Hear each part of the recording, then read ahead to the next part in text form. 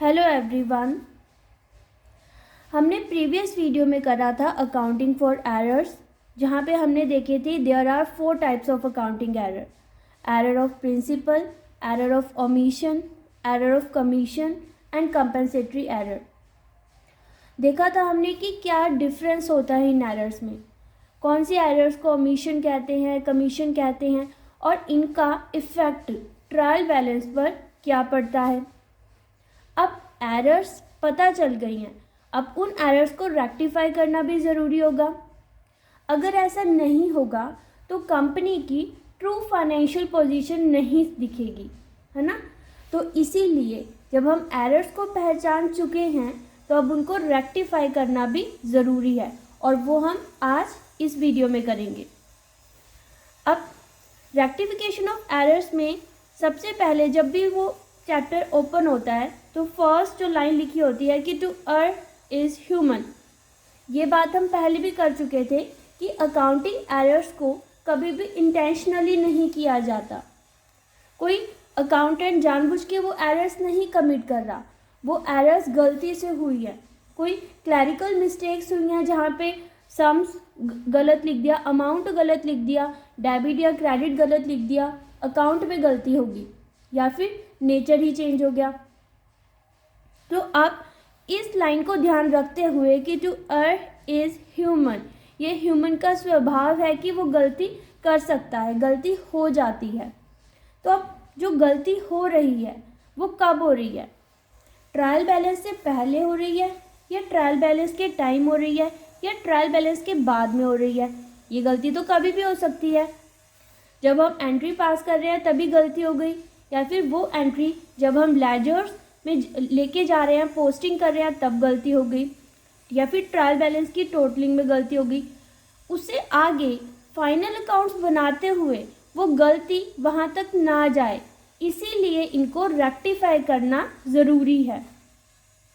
अब अगर रेक्टिफाई नहीं करेंगे तो क्या होगा, प्रॉफिट एंड लॉस अकाउंट क्या करेगा, जो कि ट्रू प्रॉफिट एंड लॉस दिखाता है वो नहीं दिखाएगा, सही प्रॉफिट एंड लॉस नहीं हमें नज़र आएगी बिजनेस की। सिमिलरली बैलेंस शीट तक भी वो एरर जाएगी, और वो बैलेंस शीट एक प्रेजेंट और true fair view of financial position नहीं दिखाएगा, ठीक है ना। तो इन्हीं गलतियों को कम करने के लिए कि वो बैलेंस शीट और अकाउंट्स तक वो गलतियां ना पहुँचे, इसीलिए हमें उनको पहले ही रेक्टिफाई करना होगा। तो स्टार्ट करते हैं। यहाँ पर ध्यान रखना, 2 केसेस आएंगे। एक तो है जब हम रेक्टिफिकेशन ऑफ एरर कर रहे हैं before preparation of the trial balance. Trial balance को बनाने से पहले जब हम एंट्री पास कर रहे हैं, जर्नल एंट्रीज पास कर रहे हैं, तब अगर वो गलती हो जाती है उसको रेक्टिफाई किस तरीके से किया जाएगा। यहाँ पर भी 2 टाइप्स ऑफ एरर्स होंगी, एक 2 साइडेड एरर और एक 1 साइडेड एरर। नाम से क्लियर है। 2 साइडेड एरर का मतलब जहाँ पर डेबिट और क्रेडिट दोनों में ही गलतियाँ की जा रही हैं साइड बाय साइड, उनको करेक्ट करना है। और जब 1 साइडेड एरर की बात होगी तो वहाँ पर एक साइड गलती हो रही है, या तो डेबिट हो रहा है गलत या फिर क्रेडिट हो रहा है। तो स्टार्ट करते हैं 2 साइडेड एरर से। यहाँ पर 4 टाइप्स ऑफ रूल्स आते हैं, एक तरह से रूल्स कह लो, या 4 टाइप्स की गलतियाँ नज़र आती हैं, ठीक है। अब वो क्या क्या हैं देखो। सबसे पहले है the account showing an excess debit should be credited in the rectifying entry. इस लाइन का क्या मतलब हुआ, अगर जो हमने एंट्री करी है उसमें डेबिट साइड एक्सेस हो रही है तो उसको रेक्टिफाई करने के लिए हम क्रेडिट कर देंगे, ठीक है। अब हम कटिंग तो नहीं कर सकते ना कि हमने काट के उसको फिर करेक्ट कर दिया, 2000 की बजाय हमने 200 लिख दिया, तो हमने कटिंग करी और वहाँ पर करेक्शन कर दी 2000 की। ऐसा पॉसिबल नहीं है और ये हो भी नहीं सकता। इसीलिए क्या होगा, उसको रेक्टिफाई करने के लिए हम उसकी ऑपोजिट एंट्री कर देंगे। अगर डेबिट साइड एक्सेस है उसको सही करने के लिए हम क्या कर देंगे, वो जितने से वो एक्सेस है उसको हम क्या कर देंगे, क्रेडिट कर देंगे। उल्टा इफेक्ट होगा, उसकी ऑपोजिट एंट्री कर देंगे। अब इसको हम एग्जाम्पल से समझेंगे तो हमें ज़्यादा अच्छे से क्लियर हो जाएगा। अब एग्जाम्पल क्या बोल रहा है, machinery purchase for 5,000 has been debited to the purchase book, purchase account in the purchase book. हमने परचेज अकाउंट में डेबिट कर दिया। देखो अगर हम सिर्फ इतना पढ़ें, मशीनरी परचेज फॉर 5,000 की मशीनरी परचेज हुई, इसकी क्या एंट्री होगी? अगर हम करेक्ट एंट्री करें तो क्या एंट्री होगी? Machinery account debit to cash account, है ना? कितने से? 5,000 ये एंट्री होगी करेक्ट एंट्री। लेकिन यहाँ पर इन्होंने बोला है कि जो मशीनरी को डेबिट करने की बजाय यहाँ डेबिट किसको करा? परचेज अकाउंट को परचेज बुक में कंप्लीट। तो अब इस एंट्री क्या पास कर दी? Purchase account debit to cash account,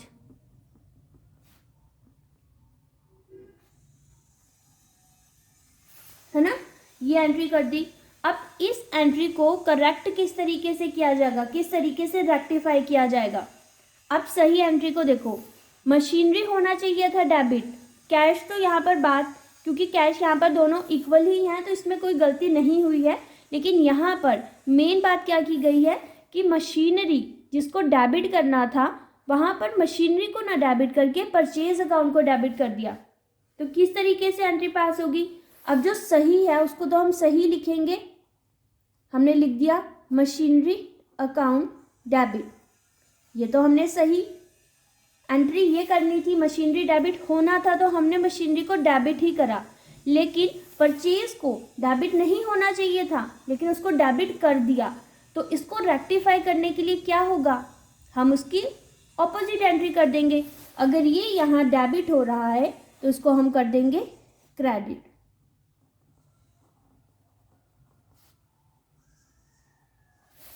ठीक है, इस तरीके से रेक्टिफाई किया जाता है। जब कोई एंट्री गलती से डेबिट हो रही है उसको सही करने के लिए क्रेडिट कर दिया जाएगा।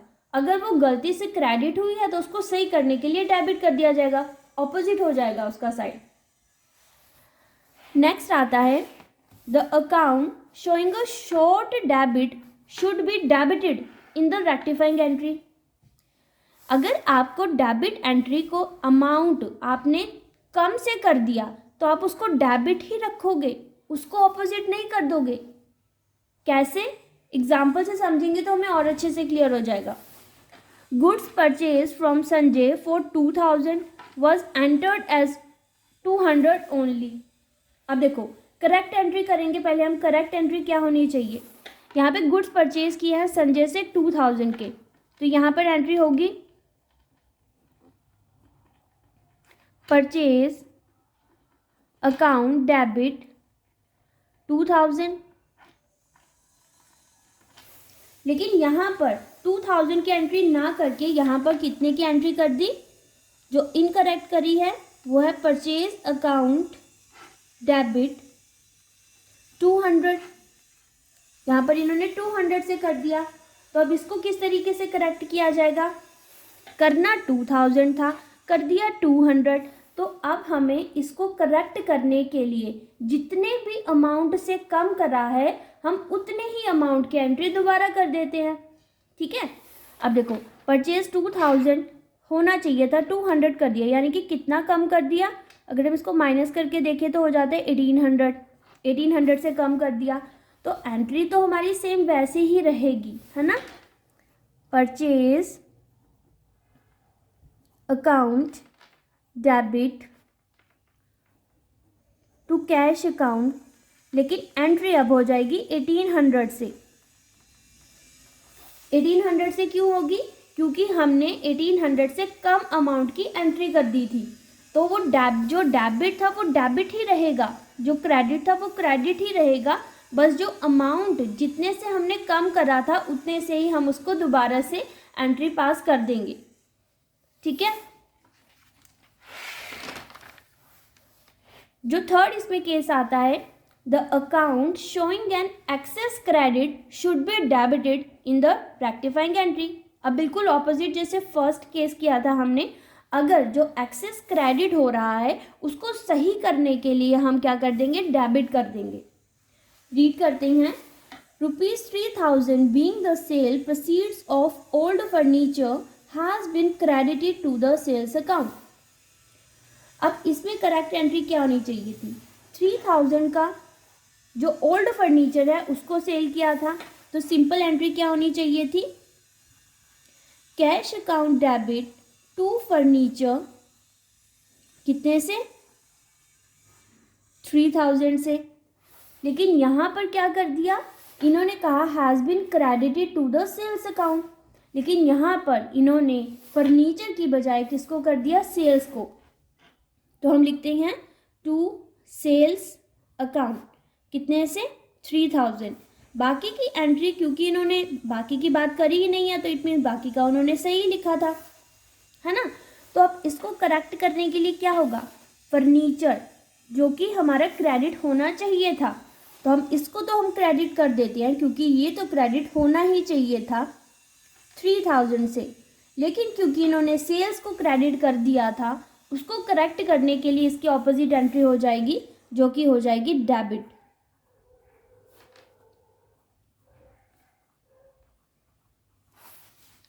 ठीक है, समझ आया किस तरीके से करेक्ट करेंगे, वो एंट्री ऑपोजिट कर दिया जाएगा जो भी एंट्री गलत हुई है उसको। नेक्स्ट आता है the account showing a short credit should be credited in the rectifying entry. अब शॉर्ट क्रेडिट होगा, अगर क्रेडिट साइड कम अमाउंट से की गई है तो उसको सही करने के लिए उसको उतने से जितना भी एक्स्ट्रा होगा उतने से क्रेडिट ही रखेंगे, साइड चेंज नहीं होगी, क्रेडिट क्रेडिट ही रहेगा, बस वो जो कम अमाउंट से करा था अब उसको प्रॉपर अमाउंट में लेके आने के लिए उतने अमाउंट से दोबारा से उसको क्रेडिट कर दिया जाएगा। कैसे, goods sold to Mohan for 380 on credit was recorded in sales book as 830। अब यहाँ पर मोहन को सेल किया, एंट्री करेक्ट होनी चाहिए थी मोहन टू सेल्स, कितने से, 380 से, लेकिन यहाँ पर ऑन क्रेडिट ये होगा, पर इन्होंने सेल्स बुक में कितने से एंट्री कर दी, 830 से कर दी, तो एंट्री तो इन्होंने सही करी है, बस अमाउंट गलत लिख दिया, अमाउंट जो कर दिया वो कर दिया 830 से, ज़्यादा से कर दिया।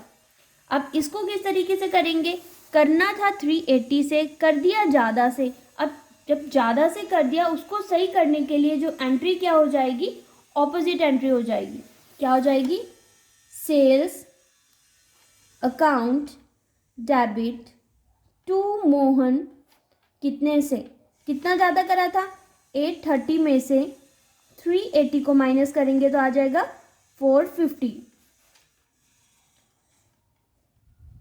तो 450 से कर दिया। मोहन को डेबिट करना था 380 से, लेकिन यहाँ पर इन्होंने 830 से कर दिया, यानी कि 450 से ज़्यादा कर दिया। अब जब ज़्यादा करा है उसको सही करने के लिए हम उसकी ऑपोजिट एंट्री कर देंगे, तो मोहन जो कि डेबिट था वो अब क्रेडिट में चला जाएगा, ऐसे ही सेल्स जो कि क्रेडिट थी वो डेबिट में चली जाएगी, तो सही एंट्री होगी sales account debit to Mohan 450 से। तो ये जो हमने करे हैं ये 4 रूल्स वो हैं 2 साइडेड एरर्स। अब अगर 1 साइडेड एरर आ जाए तब क्या होगा, इसका इफेक्ट या तो सिर्फ डेबिट साइड पड़ेगा या तो फिर क्रेडिट साइड पड़ेगा। किस तरीके से, चलो स्टार्ट करते हैं। When a subsidiary books is undercast और overcast, जो भी सब्सिडरी बुक दे रखी होगी अगर उसका अमाउंट अंडरकास्ट हो रहा हो, कम हो रहा हो या ओवरकास्ट हो रहा हो, ज़्यादा हो रहा हो, तो उसका इफेक्ट या तो डेबिट साइड पड़ेगा या तो क्रेडिट साइड पड़ेगा। कैसे, purchase book has been undercast by 10,000, 10,000 से जो बुक है वो अंडरकास्ट हुई है, वो परचेज अकाउंट वो अंडरकास्ट हुआ है, 10,000 से कम हुआ है, तो इसका इफेक्ट किस साइड पड़ेगा, परचेज अकाउंट का कौन सा साइड होता है, डेबिट साइड, तो जितने से अंडर कास्ट हुआ है हम उतने से ही डेबिट को ज़्यादा कर देंगे। To undercasting of the purchase book 10,000, तो जो डेबिट साइड आएगा वो 10,000 आएगा, क्योंकि 10,000 से वो अंडर कास्ट हुआ था, तो उसको सही करने के लिए हम उतने ही अमाउंट से उसको डेबिट कर देंगे। ठीक है, तो इसका इफेक्ट सिर्फ डेबिट साइड पड़ेगा, क्रेडिट साइड नहीं पड़ेगा। समझ आया? इसको कहा जाता है one sided error. Next, when the posting to an account is altogether omitted, जब हम किसी अकाउंट में एंट्री करना ही भूल गए हों। याद है ना ये वाली एरर कौन सी थी? Error of omission. जब हम एंट्री करना ही भूल गए हों, और वो भी कौन सी? पार्शियल ओमिशन, जहाँ पे हम एक साइड की एंट्री करना भूल रहे हैं, तब उसको किस तरीके से पास किया जाएगा? Purchase from x 10,000 has been omitted to be posted to his account। अब यहाँ पर बोला है कि his account, कहाँ पे गलती हुई है? कौन सी अकाउंट को हम एंट्री करना भूल गए हैं? उसके अकाउंट में। परचेज का जो अकाउंट है वहाँ पे हमने एंट्री कर दी। इसकी एंट्री क्या होगी? Purchase to X 10,000। यहाँ पर जो हमने एंट्री नहीं करी है वो एक्स की नहीं करी है, परचेज वाला तो हमने कर दिया। तो अब कितने से कमी हुई है एक्स की एंट्री? 10,000 से। तो वही हम इसको लिख देंगे पूरा कि बाय ओमिशन इन पोस्टिंग 10,000। तो उस एक्स पर्सन के जो अकाउंट है उसमें क्रेडिट बैलेंस आएगा 10,000 का, क्योंकि इसको करना भूल गए हैं, ओमिट हो गई है। तो ये जो लाइन है ना वो हमें कंप्लीट लिखनी पड़ेगी कि by omission in posting 10,000। Next आता है when posting is made on the wrong side of an account। Again, अब यहाँ पर जो पोस्टिंग की जा रही है वो गलत अकाउंट में की जा रही है। अगेन कौन सा है ये एरर याद आया आपको? रॉन्ग साइड वाला हमने करा था, रॉन्ग अमाउंट और रॉन्ग अकाउंट। तो ये कौन सा एरर हुआ? Error of commission. Question read करते हैं। Purchase from Z 40,000 has been posted to the wrong side of his account. Again यहाँ पर सिर्फ एक ही पर्सन के ऊपर इफेक्ट पड़ रहा है, वो है जेड। सिर्फ जेड के ऊपर इफेक्ट पड़ा है जो कि रॉन्ग साइड में कर दिया। अब एंट्री क्या होनी चाहिए थी परचेज फ्रॉम जेड की? एंट्री तो होनी चाहिए थी purchase account debit to Z. कितने से? 40,000 ये एंट्री होनी चाहिए थी, लेकिन इन्होंने कहा है कि रॉन्ग साइड में कर दी। जेड को क्रेडिट करना था लेकिन इसको डेबिट कर दिया होगा, यही तो गलती करी होगी, क्योंकि दो ही तो साइड्स हैं हमारे पास, डेबिट और क्रेडिट। अगर वो क्रेडिट नहीं करी तो इसका मतलब वो डेबिट कर दी। तो अब उसको करेक्ट करने के लिए क्या करेंगे? उसके सही में एंट्री होगी। देखो यहाँ पर दो गलतियाँ करी। एक तो जेड को क्रेडिट तो करा नहीं बल्कि उसको डेबिट कर दिया। तो क्या हो गया? डेबिट करने के कारण जब यहाँ पर इन्होंने डेबिट कर दिया जेड अकाउंट को 40,000, तो एक तो इसको सही करने के लिए हमें क्रेडिट करना पड़ेगा, है ना? इसको जब हमने सही करने के लिए क्रेडिट करा तो एक तो 40,000 क्रेडिट में ये जाएगा, एक इस 40,000 को क्योंकि करा ही नहीं है क्रेडिट, तो हम इसको क्रेडिट करने के लिए फिर एक और 40,000 से हम एंट्री करेंगे।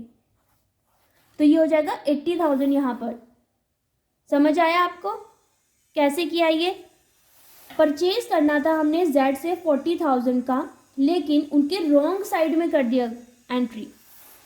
ये क्रेडिट होना चाहिए था लेकिन डेबिट कर दिया। तो एक तो हम इस जो गलत कर दी थी इसको रेक्टिफाई करने के लिए हमने इसको क्रेडिट करा 40,000 से। एक जो एंट्री भूल गए थे, करा ही नहीं, गलत साइड में कर दी थी, उसको सही करने के लिए हमको क्रेडिट में करना पड़ेगा। तो इसीलिए फिर से वो 40,000 की एंट्री हुई। तो 40,000 40,000 80,000 आएगा। और जो लाइन लिखी जाएगी वो है by error in posting to the wrong side.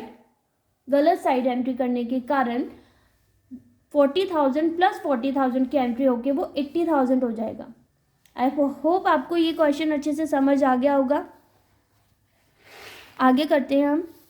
When the posting of a wrong amount is done, again अब रॉन्ग अमाउंट की एंट्री हो रही है। रॉन्ग अमाउंट क्या दिखाता है? वही एरर ऑफ कमीशन। कई बार क्वेश्चन में सिर्फ ये आ जाती है और यहाँ पर पूछा जाता है कि ये कौन सी एरर है, तो भी एरर को फाइंड आउट करना भी आना चाहिए कि वो कौन सी एरर होगी। अगर अमाउंट और अकाउंट में गलती हो रही है तो वो एरर ऑफ कमीशन होगी। Purchase from Y 20,000 has been wrongly posted to his account as 30,000। अब यहाँ पर क्या हुआ कि 30,000 के साथ उनकी एंट्री की गई। कैसे? परचेज फ्रॉम एक्स, एंट्री सही एंट्री होनी चाहिए थी, purchase account debit to Y 20,000 की, लेकिन यहाँ पर 20,000 ना करके वाई के अकाउंट में कर दिए 30,000, क्योंकि यहाँ पर सिर्फ वाई की बात की जा रही है। परचेज अकाउंट ऑब्वियसली सही होगा, तभी ये बात नहीं की गई है यहाँ पर। तो अब ये जो 20,000 का इन्होंने 30,000 कर दिया है, यानी कि 10,000 हमें मतलब उन्होंने एंट्री एक्स्ट्रा कर दी है, 10,000 की एंट्री ज़्यादा कर दी है। तो ज़्यादा करने के कारण हमें क्या करना पड़ेगा? इसका इफेक्ट ऑपोजिट हो जाएगा, क्योंकि ये क्रेडिट है। इसको सही करने के लिए हमको इसको डेबिट करना पड़ेगा। जो भी एक्सेस अमाउंट है क्रेडिट साइड पर, उसका इफेक्ट कम करने के लिए हमने उसकी एंट्री ऑपोजिट साइड कर दी, जो कि हमने कर दी डेबिट साइड। तो डेबिट साइड पे हो जाएगा 10,000। तो इस तरीके से 2 साइडेड एरर और 1 साइडेड एरर को ढूंढकर रेक्टिफाई किया जाता है। यहाँ पर क्या बात की गई है? अगर ट्रायल बैलेंस को बनाने से पहले जो मिस्टेक कंडक्ट की जा रही हैं, तब किस तरीके से रेक्टिफाई करेंगे। तो ये था केस 1। अब केस 2 पे आ जाते हैं। जो केस 2 कहता है वो है rectification of error after the preparation of trial balance. अब यहाँ पर ट्रायल बैलेंस बन गया है, लेकिन ट्रायल बैलेंस में ज़रूर कोई डिफरेंस आ रहा होगा, तभी तो हम रेक्टिफाई करेंगे उसको, है ना। तो अब यहाँ पर किस तरीके से होगा? अगेन यहाँ पर भी 2 एरर्स आती हैं, एक तो 2 साइडेड एरर्स और 1 साइडेड एरर। 2 साइडेड एरर बिल्कुल वैसे ही एरर्स होंगी जैसे हमने पहले करी है। बस ध्यान रखना है कि अगर डेबिट साइड हमने गलत कर दिया, उसको सही करने के लिए क्रेडिट लिखा जाएगा। अगर डेबिट हमने कम अमाउंट से कर दी है तो उसको सही करने के लिए हम डेबिट साइड ही रखेंगे, बस जो कम अमाउंट था उसको पूरा करने के लिए बाकी बचे हुए अमाउंट को हम डेबिट कर देंगे। लेकिन अगर वो डेबिट अमाउंट हमने ज़्यादा करा है तो उसको सही करने के लिए ऑपोजिट एंट्री हो जाएगी क्रेडिट साइड। ठीक है, तो ये हो गया 2 साइडेड एरर। अब आती है 2 साइडेड एरर्स में सेम वैसे ही चलेंगे रूल जो हमने प्रीवियसली अभी करके हटे हैं, बिल्कुल वैसे ही। 1 साइडेड एरर किस तरीके से होगा? अब यहाँ पर जब 1 साइडेड एरर आएगी तो उसको रेक्टिफाई करने के लिए एक अकाउंट ओपन किया जाएगा। उस अकाउंट का नाम है सस्पेंस अकाउंट। देखो, as only 1 account is to be debited और credited for the rectification of one-sided error, suspense account is used to complete the double entry। अब क्योंकि यहाँ पर सिर्फ एक साइड ही अफेक्ट हो रही है, तो उस एंट्री को कंप्लीट करने के लिए हमें उसकी ऑपोजिट साइड जो अकाउंट ओपन होगा वो होगा सस्पेंस अकाउंट। सस्पेंस अकाउंट में किस तरीके से होता है? जब ट्रायल बैलेंस टैली नहीं होता तो उस डिफरेंस को कंप्लीट करने के लिए सस्पेंस अकाउंट ओपन किया जाता है, ताकि जो हमारा ट्रायल बैलेंस है वो क्या आ जाए? टैली हो जाए, बैलेंसिंग आ जाए। इसका क्यों किया जाता है?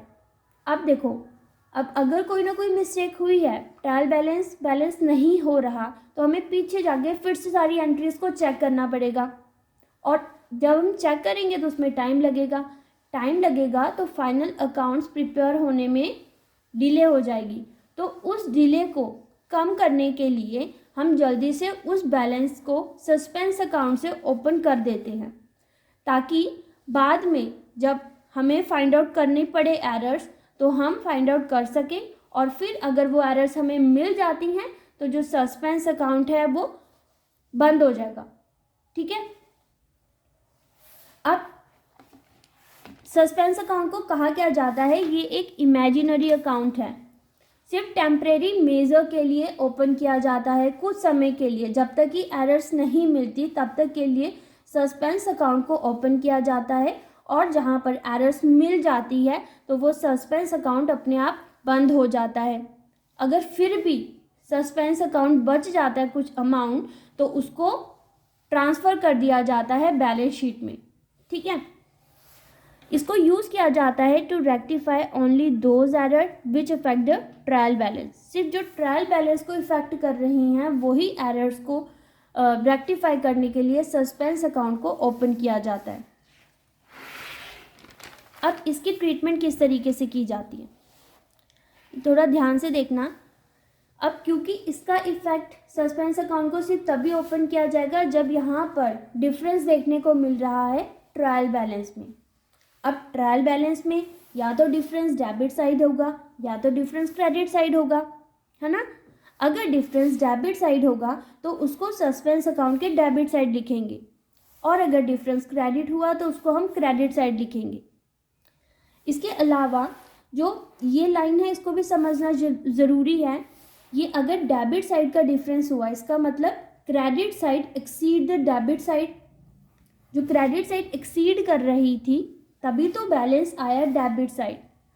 तो कई बार क्वेश्चन में सिर्फ ये लाइन गिवन होती है तो हम थोड़ा कन्फ्यूजन आ जाती है कि डेबिट साइड लिखें या क्रेडिट साइड लिखें। तो ध्यान दें, डेबिट साइड में कैसे होगा, अगर क्रेडिट साइड एक्सीड होगी डेबिट साइड से तब, और क्रेडिट साइड का बैलेंस आएगा जब डेबिट साइड एक्सीड होगी क्रेडिट साइड से। उसको हमने सस्पेंस अकाउंट में ट्रांसफ़र कर दिया, डेबिट और क्रेडिट, ठीक है। अब सस्पेंस अकाउंट को ओपन करने के बाद भी जब दोबारा से करेक्शन की जाती है, दोबारा से देखा जाता है कि कौन कौन सी एरर्स थी, उनको रेक्टिफाई किया जाता है, तो जो सस्पेंस अकाउंट है अगर वो एरर्स मिल जाती हैं तो सस्पेंस अकाउंट अपने आप ही बंद हो जाता है। लेकिन फिर भी अगर कोई बैलेंसिंग फिगर बच जाती है सस्पेंस अकाउंट में तो उसको ट्रांसफ़र कर दिया जाता है बैलेंस शीट में। अगर डेबिट साइड आता है सस्पेंस अकाउंट का तो वो एसेट साइड चला जाएगा, और अगर क्रेडिट बैलेंस आता है तो वो लायबिलिटी साइड आ जाएगा, ठीक है। बस इसकी सिंपल सी